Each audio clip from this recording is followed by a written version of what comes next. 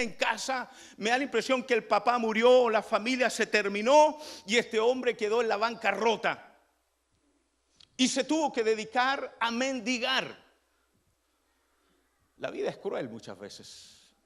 No sé si usted se ha fijado en la televisión, reportajes que nos dan de gente que sufre, gente impedida y que le cuesta un mundo. Muchas veces es cruel la vida.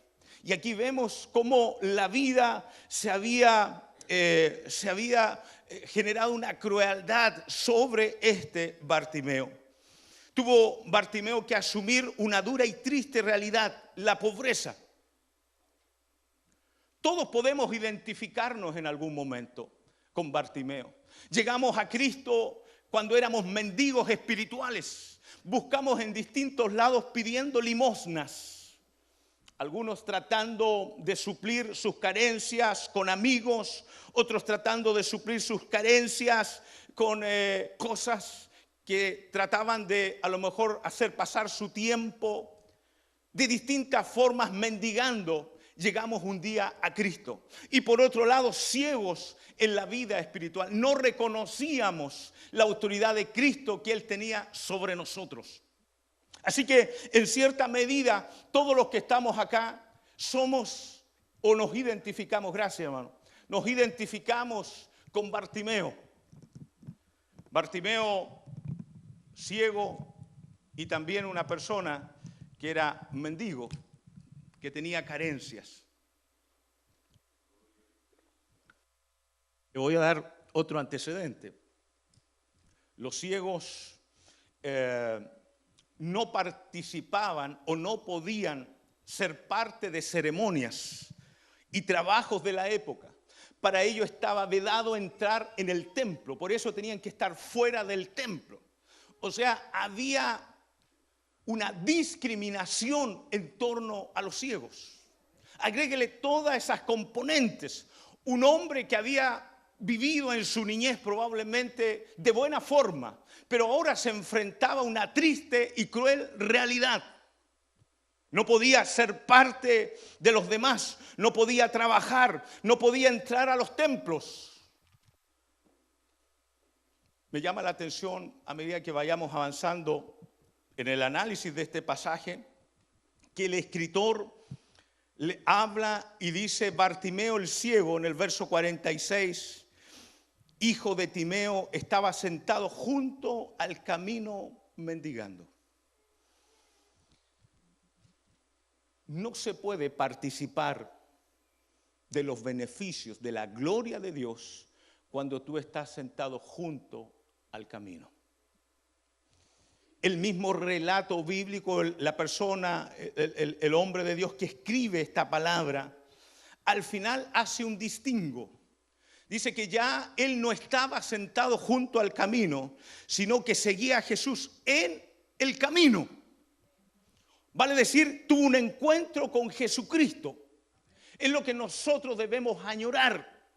La iglesia debe añorar tener un encuentro con Jesucristo. ¿Qué significa seguir a Jesús junto al camino? Eso no sirve. Hay gente que muchas veces trata de justificarse o trata de ser un adherente al movimiento cristiano. Son simpatizantes. Para mí esos son los que se sientan junto al camino.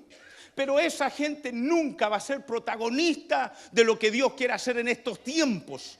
Para ser protagonista en estos tiempos tienes que seguir a Jesús en el camino. Jesús dijo: yo soy el camino, la verdad y la vida. Hay una gran diferencia en seguir a Jesús junto al camino que seguir a Jesús en el camino. La gente que sirve o sigue a Jesús sentado en el camino es gente que no puede degustar de la gracia, de la bendición mayor de Dios. El verso 47, si lo podemos ver, dice: y oyendo que era Jesús Nazareno, comenzó a dar voces y a decir: Jesús, hijo de David, ten misericordia de mí.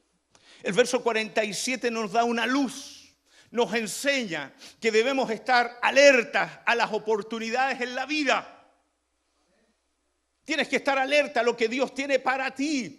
Si tú no lo tomas, otro lo va a tomar por ti. Retén lo que tienes. ¿Cuántas veces Dios nos ha hablado? ¿Cuántas veces Dios nos ha ministrado y nos ha dicho, yo tengo una palabra sobre ti? Pero nos hemos quedado sentados junto al camino, observantes. Pero no somos parte del movimiento de la iglesia. No somos parte de los que están llevando la iglesia. Para llevar la iglesia hay que accionar. Te tienes que levantar. Luego el ciego dice que se levanta. Para encontrar su milagro se tuvo que levantar. ¿Cuántos dicen amén? Si tú quieres encontrar la oportunidad que Dios tiene para ti, vas a tener que accionar. Abraza a la persona que está a tu lado y dile, tienes que accionar, tienes que moverte. Amén, tenemos que movernos, tenemos que accionar. Hay personas que han perdido su milagro porque no están atentos. Tengo un par de amigos que tienen problemas en la vista, serio. Y el gran tema de los ciegos es que ellos agudizan otros sentidos. No tienen la vista física, pero el oído lo agudizan. Y aquí vemos a Bartimeo que escuchó un barullo, escuchó voces. Él estaba expectante, seguramente había escuchado de este Jesús, hijo de David. Y aquí hago un paréntesis. Los religiosos de la época nunca distinguieron a Jesús como el hijo de David, porque era un concepto mesiánico. Pero este Bartimeo, ciego físicamente, al menos tenía un pequeño atisbo espiritual y lo proclama y le dice, hijo de David. Lo está reconociendo como el Mesías. Aleluya. Las oportunidades no se pierden, las toman otros. Hay que estar atento cuando venga la oportunidad. Bartimeo comenzó a gritar, comenzó a accionar. Nos habla de ser proactivos. Muchas veces somos gente que está reaccionando a eventos. En el plano de Dios, en el plano espiritual, Dios necesita gente proactiva que se anticipe a los hechos. ¿Cuántos dicen amén?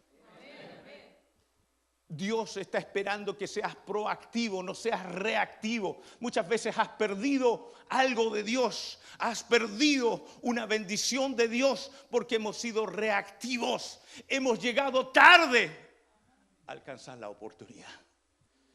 Pero cuando tú tienes agudizados los oídos espirituales, cuando tú tienes una sensibilidad del Espíritu, el Espíritu comienza a trabajar contigo y te hace ser proactivo. Te anticipas a los hechos. Dios no hará nada sin que antes se lo muestre a sus profetas. Cuando tú oras, cuando intimidas con Dios, comienzas a agudizar tus oídos espirituales. Y vas a poder escuchar cuando viene el Hijo de David, cuando la presencia de Dios quiere hablarte, cuando la presencia de Dios quiere anticiparse en tu vida. Pero para eso tienes que agudizar tus oídos espirituales. Necesitamos urgentemente hoy día iglesias, ministerios, liderazgo que tenga esa capacidad auditiva en el espíritu. Mire, Dios no hará nada en este tiempo si no lo hace solamente a través de la iglesia. Toda la misión de Dios que Jesús la viene a traer a este mundo, quien tiene que ejecutarla, quien tiene que desarrollarla ahora, somos usted y yo. Qué hermoso, qué bonito, qué emocionante.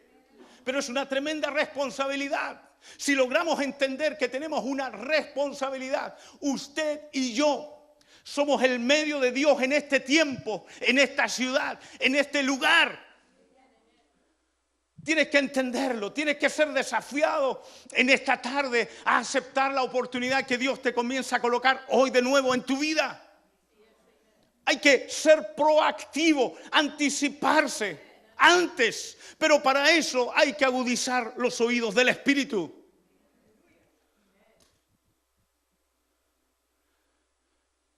Lo único que puede hacer que una iglesia no avance hoy es que no tenga líderes.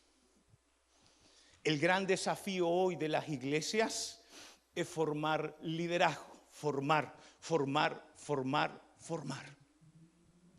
Efesios 4:11 nos habla, dice que nosotros debemos capacitar a los santos para la obra del ministerio. La palabra capacitar es catartizo en el griego, es capacitar. Esos 5 oficios ministeriales tienen como labor capacitar al liderazgo. Y ahí hay una cadena. El liderazgo es el que tiene que hacer la obra del ministerio. O sea, nosotros los pastores, la gente que tiene oficios ministeriales, tenemos que desgastarnos en equipar, en formar, en empoderar a la gente. Y ellos tienen que comenzar a desarrollar la visión. Pero para eso hay que agudizar los oídos espirituales. Dios me ha traído desde el sur del mundo para decirte que Dios aún no ha terminado contigo. Tú eres un proyecto de Dios, una obra que Dios aún está en proceso en tu vida. Levanta tu mano y dale gracias a Dios. Aleluya. Otro hecho muy importante. Si quieres obtener el milagro para tu vida, Jesús nunca se acercó a Bartimeo. Fue Bartimeo que se acercó a Jesús. Si tú quieres lograr tu milagro, tú tienes que acercarte a Jesús. El sacrificio mayor y el único sacrificio lo hizo Cristo en la cruz. Pero vamos a tener que renunciar a cosas que nos gustan, nos agradan. Cuando el Espíritu Santo te comience a levantar a las 3, 4 de la mañana y no te deje dormir, es porque Dios quiere algo contigo. Dios te va a empezar a buscar. Es ahí cuando Dios comienza a trabajar, Dios comienza a operar de una forma sobrenatural. Y es lo que necesitamos hoy día, liderazgo guiado por el Espíritu Santo de Dios, empoderados por la gracia divina del Espíritu de Dios. Necesitamos urgentemente ese tipo de liderazgo hoy, hermanos. Bartimeo buscó su milagro. Las mejores cosas en nuestra vida tenemos que buscarlas. En pocas palabras, tienes que salir de tu zona de letargo, de tu zona de tranquilidad, de comodidad y comenzar a buscar lo que Dios tiene para ti. Fíjese el verso 48. En este proceso de querer obtener una oportunidad, habrá gente que en vez de ayudarte te va a tratar de colocar el pie encima. El verso 48 dice, y muchos le reprendían para que callase. Lo que quiero decirte en esta hora es que probablemente en este proceso de desarrollo, de formación, que Dios quiere trabajar en nosotros, muchos de los que debieran ayudarte, muchos de los que deberían facilitar tu acceso a estar con el Hijo de Dios, en vez de ayudarte, te van a causar daño, problemas. Y ahí tenemos que tener cuidado. Tenemos que cuidar a la gente nueva, tenemos que cuidar a la gente que está queriendo acercarse a Jesús. Pareciera que en el pasaje de la Biblia tenemos varias partes en que los mismos discípulos como que tenían un espíritu, me da la impresión, entre ellos de apropiarse de la gracia de Dios, como que no querían compartir esa opción de ser ministrado por el Hijo de Dios. Dice que los niños querían acercarse a Jesús, pero ellos lo reprendían. Y Jesús le dice, venid a mí, los niños. El que no fuera como un niño no podrá entrar en el reino de los cielos. Dejad los niños, venid a mí. Y aquí vemos también en este pasaje, los que estaban en el entorno de Jesús, también le dicen no, en vez de ayudar, en vez de facilitar. Nos vamos a encontrar con sorpresas, hermano. Lo que quiero decirte, que tienes que sobreponerte a las circunstancias. Críticas, enfermedades van a venir sobre ti. Pero tienes que tener claro que hay un costo para acercarse al Maestro. En Chile decimos, lo que no te mata, te fortalece. Tienes dos opciones, sentarte a llorar y hacer un festival de lágrimas porque nadie quiere ayudarte, o sobreponerte en medio de la aflicción, irrumpir. Esto es mío, esta es una oportunidad que Dios me ha dado, la voy a tomar, la voy a abrazar. Dios tiene cosas mayores para nosotros, hermano. De nosotros depende cómo vamos a tomar ese momento de imposibilidad. El verso 49 nos enseña cómo somos premiados por nuestra fe, por nuestra constancia. Fíjese lo que dice. Entonces Jesús, deteniéndose, mandó a llamarle, y llamaron al ciego diciéndole, ten confianza, levántate, te llama. Aquí tenemos otro grupo, ese grupo que ayuda, ese grupo que dice, vamos, tienes que levantarte, te caíste una vez, vamos, tienes que levantarte. Vosotros que sois espirituales, restaurad con espíritu de mansedumbre. Aquí tenemos otro grupo que no lo reprendió, sino que lo motivó. Levántate, el Maestro te llama. Fíjese que en marketing hay un concepto que se dice que cuesta 4 veces más ganar a un cliente que retener a un cliente. Por eso que las empresas, cuando ven que hay gente, por ejemplo en la línea celulares, móviles, ha dejado de llamar, ellos tienen su registro de cantidad de minutos, comienzan a llamarlo y le dan ofertas, le dan especiales. Cuesta 4 veces ganar a un cliente nuevo que retener a uno antiguo. Antes de salir a ganar, vamos a tener que ir a buscar a aquellos que un día estuvieron con nosotros. Mire, me ha tocado momentos complejos en la iglesia como pastor. El pastor Orellana, cuando me entregó la iglesia, todavía me recuerdo, él me entregó la Biblia, me abrazó y me dijo, usted va a tener que ser como los payasos. Dije, wow, ¿qué me quiso decir? Y termina la oración, me dice, muchas veces usted va a estar triste, adolorido, pero va a tener que pararse adelante y motivar a muchos. Muchas veces hay gente que está atribulada en nuestras congregaciones, gente que estuvo con nosotros, gente que participó con nosotros, pero tropezó, fueron desobedientes. Tenemos 2 opciones. Cállate, no grites más, vete, o tenemos la otra opción, levántate, el Maestro te llama. Yo no sé cuál liderazgo le representa a usted. A mí me representa el segundo liderazgo, ese que motiva, ese que ayuda, ese que levanta, ese que restaura. Vamos a tener que ir a buscar a aquellos que a lo mejor estuvieron un día aquí sentados y hoy día no están.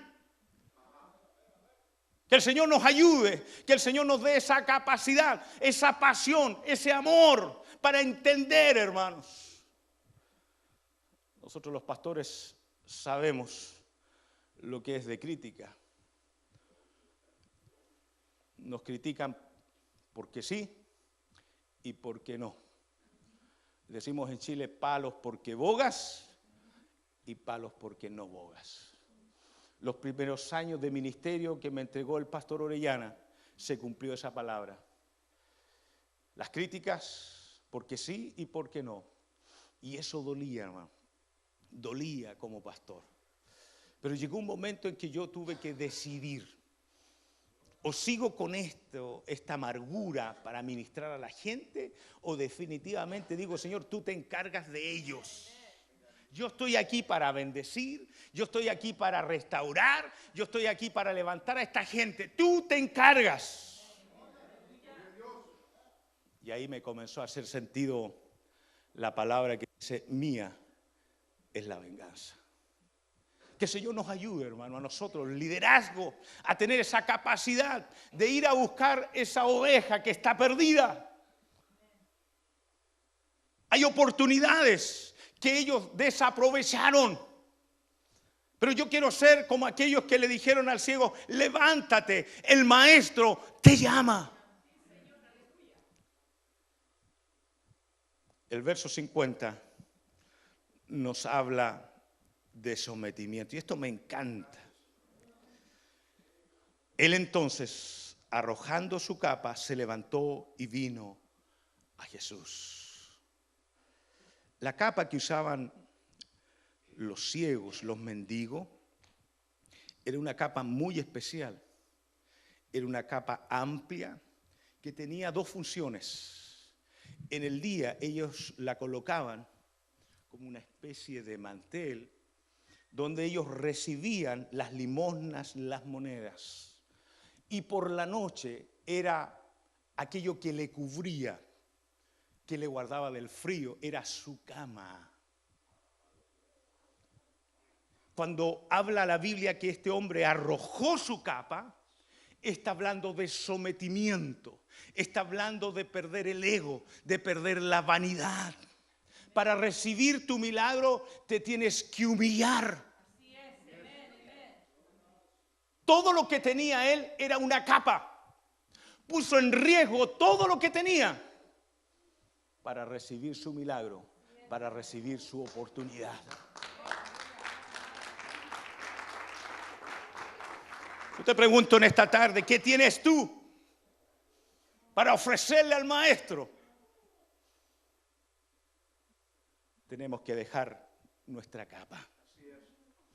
Y nuestra capa muchas veces es el orgullo, la vanidad, la carne que no quiere verse doblegada. Yo hasta el año 2014, marzo del 2014, 2015, pasó rápido el tiempo, marzo del 2015, fungí como gerente de sistemas. ¿Hay alguien de México acá? Me imagino que sí, de México. ¿Conoce la compañía América Móvil? Amén, gracias hermano. Me ayuda a decir sí en la palabra. América Móvil. Fui gerente de sistemas de América Móvil de Claro, la marca Claro, en Chile. Por 12 años fui gerente de sistemas. Y en marzo del 2015 se terminó mi proceso. Cuando recibo la iglesia del pastor Orellana, yo tenía doble responsabilidad, doble función. Era gerente de esta compañía y aparte de eso fungía como pastor. Desgastante. Y hace 5 años atrás fue una hermana a nuestra comunidad, a nuestra congregación y me entrega una palabra y me dice, prepárate siervo porque el arroyo de Querib se seca.